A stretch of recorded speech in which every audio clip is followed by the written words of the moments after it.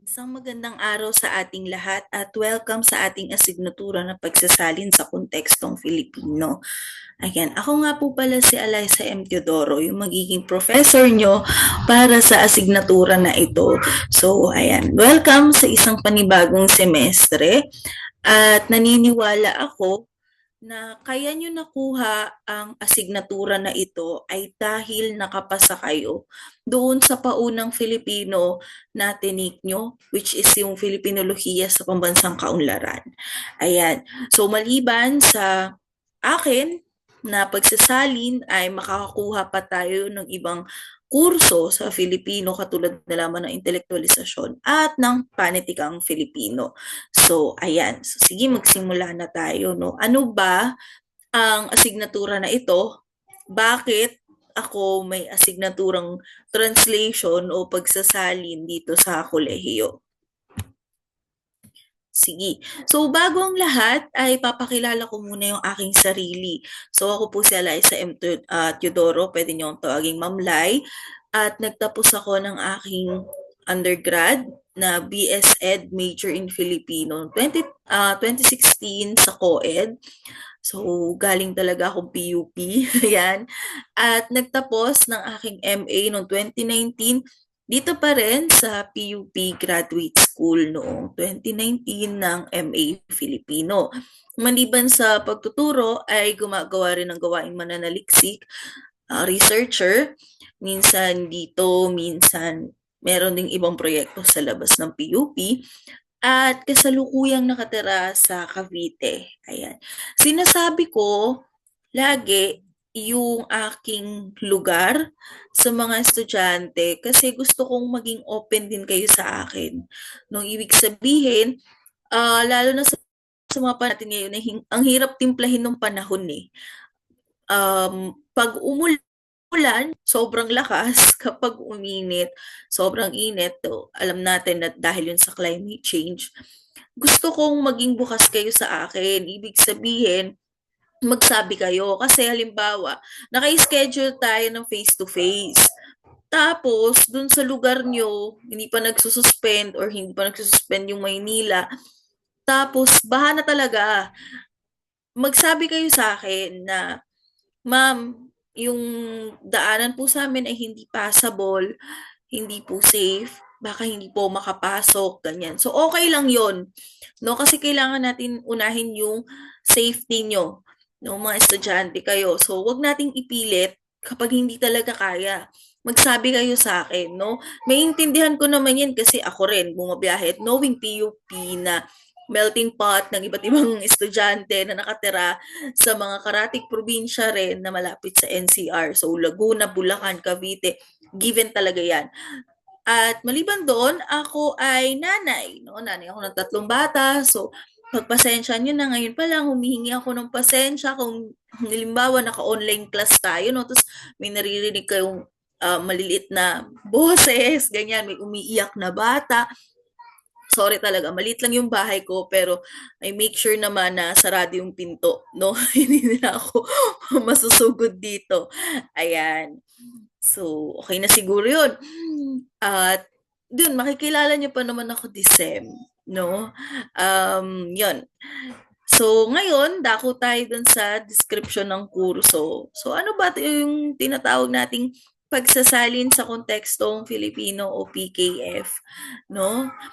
So, itong asignaturang pagsasalin ay tatanungin mo talaga, halimbawa, engineering student ako, bakit ako may course na pagsasalin? No?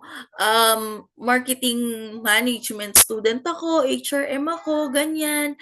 No? Parang wala naman pong kinalaman sa kurso ko kasi hindi naman ako arts related or hindi naman ako nagtatrabaho siguro sa media or hindi ako nagtatrabaho as teacher or what. Pero guys, kalma, no? Kasi dito sa asignatura natin ay ma-realize natin na kung gaano kahalaga yung translation sa buhay nating mga Pilipino. Especially sa atin, no, ng mga Pilipino na tayo, no, ay merong dalawang namamayaning wika sa ating bansa, which is yung Tagalog o Filipino, para dito sa NCR, Filipino sa kalakhan ng ating bansa. At meron tayong tinatawag na Ingles.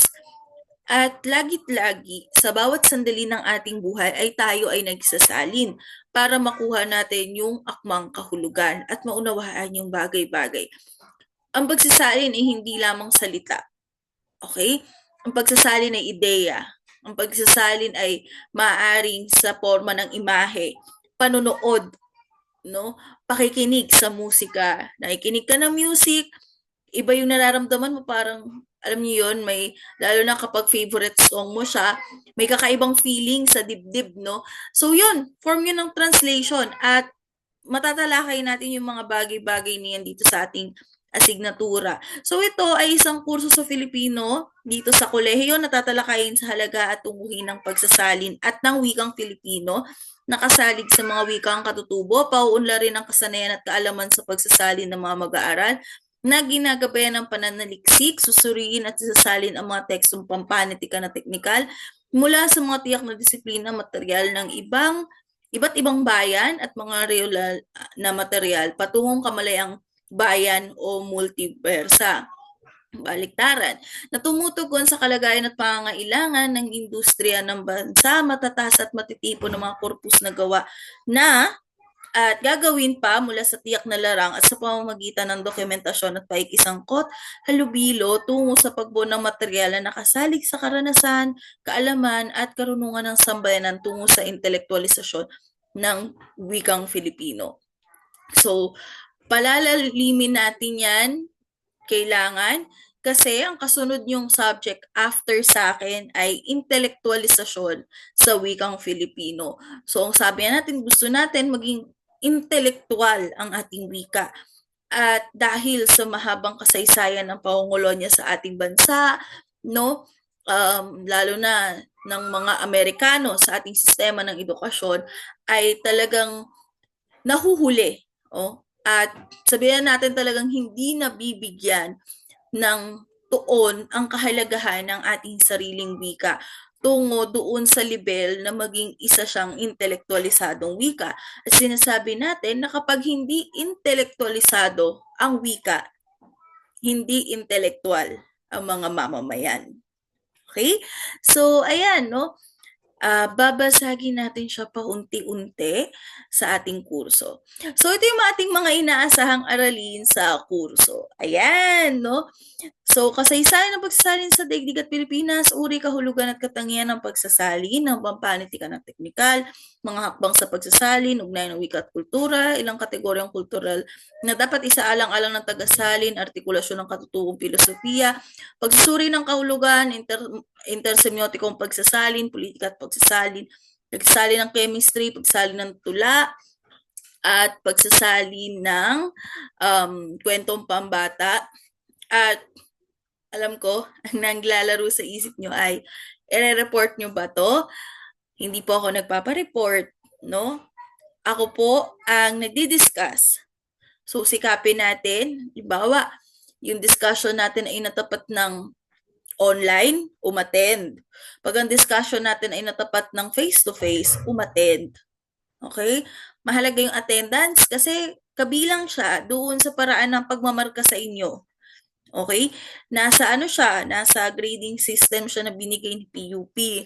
Pero tulad nga ng sinabi ko, halimbawa may sakit, may emergency, may natural calamity na hindi natin kontrolado, magsabi kay ma'am. Kasi mas okay na yung excuse kaysa absent. At least alam ko, di ba? Ayan. Ulitin ko, hindi po ako nagpapareport. Grading system galing ito sa PUP, no? Mga gawain at attendance 40%, midterm na pagsusulit 30%, final na pagsusulit 30%. Ayun yung sinasabi natin, no? Mahalaga ang attendance. Mahalaga siya. No, maliban doon sa gawain, mahalaga ang pagdalo sa ating klase. Ngayon, talakayin natin yung PUP GOD Policy o yung EO number 7 series of 2023.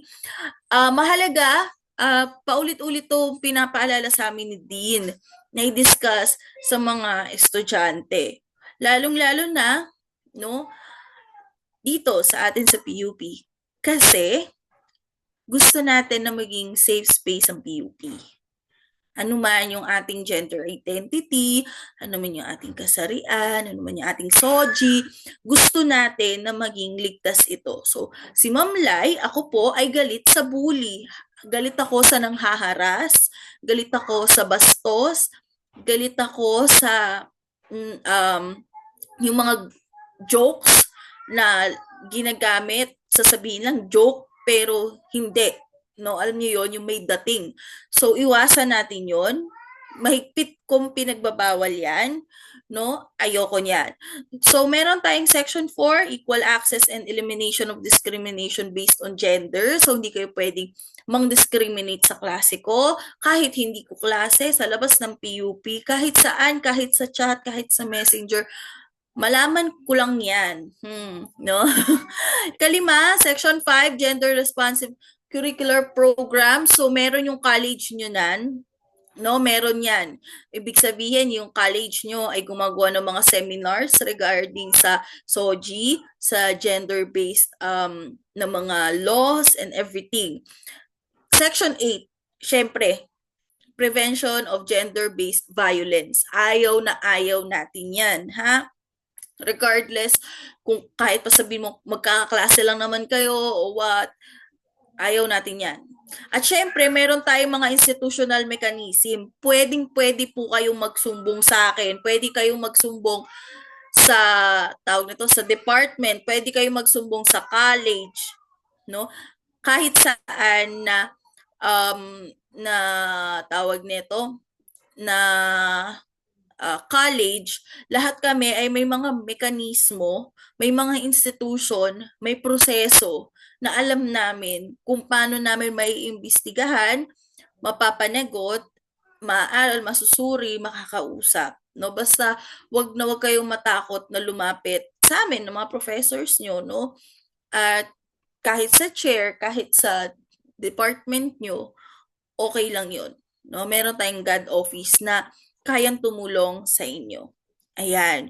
Kung may mga katanungan kayo about sa akin, paano nyo ako kontakin? So, ayan. Andyan po yung aking email, institutional email address, Facebook Messenger. So, ngayon, maliban dito, linawin ko lang din na si PUP ay may nilabas na memo. Ayan ha, na yung midterms at yung final exam ay gagawin siya ng face-to-face. Pabor sa akin yun. No? Pabor na pabor. Ginawa ko na siya last time. No? Last sem. Nitong nakarang sem lang. Okay siya. No? Kasi nung nakaraan, nung pandemic days hanggang sa mga post-pandemic na mga panahon na wala pa yung ganong memo, talagang nag-online ako tapos nagto 2 weeks ako. Ibig sabihin, bibigay ko siya ng October 1, tapos ipapaasa nyo sa akin ng October 15. No? So, ganun katagal, 2 weeks. Ngayon, dun sa 2 weeks na yon, no, mga atet kuya, maraming nangyayari, no? Yun yung masabi ko, maraming nangyayari sa 2 weeks na yon. Adami, to the point na, ayun nga, may mga instances ng kopyahan, may mga panahon nga na ultimo, pangalan, hindi nabura, yung mga ganun. So, wait lang.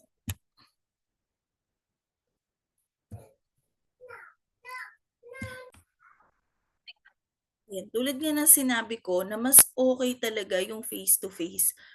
Huwag kayong mag-alala kasi sinisikap ko naman na kapag nag-face-to-face akong pa-exam, doon sa mismong araw na yun, chinechika na natin siya. Kapag chinika na natin siya, alam nyo rin kung ano yung makukuha yung score. Alam nyo kung paano kayo makakabawi sa susunod na quiz at sa iba pa. Ngayon, kapag pagsasalin, gawaing pagsasalin talaga siya. Ang tanong kasi rito, ma'am, since translation po ito, pwede po ba kaming gumamit ng dictionary? Opo, pwede kayong gumamit ng dictionary. No? Pero, dati naging maluwag ako dyan. Sabi ko, sige, pwede kayong gumamit ng cellphone. Kasi nga, Alam niyo yun, nandun yung Google Translate eh. Ngayon, dahil nauso yung AI, no, ang ginagawa ng estudyante, i-enter na talaga siya buong buo, hindi na lang salita yung isa-search, kundi buong buo na talaga na, bahala na, sa AI na yung magta-translate. So ngayon, sa panahon ngayon, mga atit kuya, kapag gawaing pagsasalin, I suggest na magdala kayo ng talagang maliit na pocket dictionary sa klase ko. Kahit maliit lang, no? Hindi ko na i-allowed yung cellphone. Pocket dictionary. Ngayon, halimbawa, dahil may limitasyon ng dictionary, yung salitang nandoon, pwede kayong maghiramang magkakaklase ng diksyonaryo. Okay? So, yun, mas madali yun, mas nakikita doon yung kasipagan nyo at kabaitan nyo kasi manghihiram kayo ng dictionary doon sa kaklase nyo. So, okay na ako doon, no? At saka huwag kayong mag-alala kasi promise, kayang-kaya nyo ang asignaturang ito. So, ayun lang, no? Magkikita tayo next week sa ating talagang paksa na Aralin 1.